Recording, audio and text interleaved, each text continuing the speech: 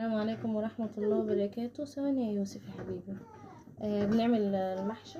بصوا المحشي، بس طبعا انا عيانة النهارده، حتى ما وديتش العيال الحضانة. فهحطه هجهزه، يعني هحطه في التلاجة عشان انا كنت ناوية اعمله وعامله اهو عشان حاجة ما تبص. يعني حطها في التلاجة، هجهز الخلطة خالص، وعادي ممكن تتحط في التلاجة مش هيحصل لها حاجة لمدة يومين كمان. تمام. بتصفي الرز.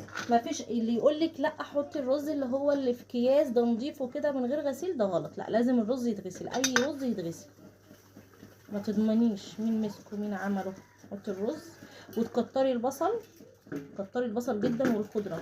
وما بحبش في المحشي غير الكمون، فلفل اسود، ملح، ولا كزبره ولا اي حاجه. لما اجي اعمل ورق العنب، انا ده كده كده هعمل منه ورق عنب، فبقسم. يعني مثلا هعمل مثلا كيلو الا ربع ورق عنب، يبقى نص كيلو رز. خلاص. هنا بقى احط له الملح وتصفي الرز كويس. بس احط له معلقه ملح بس يا يوسف، معلقه الملح بس يا يوسف لو سمحت. بس وادي شويه فلفل اسود مش كتير. ثواني يا يوسف تدوق بس. والكمون بقى كتري، 1 2 3 4 كده زي الفل.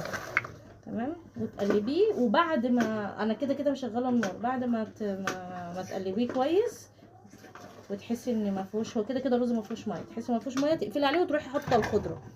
كتري الخضره على قد ما تقدري، بس مش قوي يعني كتير قوي عشان ما تمررش. يعني كتري، خلي الخضره كتير، بصل كتير، الصلصه كتير. ولو الصلصه بتاعتك مش حمرا حطي لها صلصه معلبات، وحطي لها بابريكا. والطماطم غاليه، الطماطم غاليه. لما بتيجي تعملي الورق العنب بتروحي قسمها.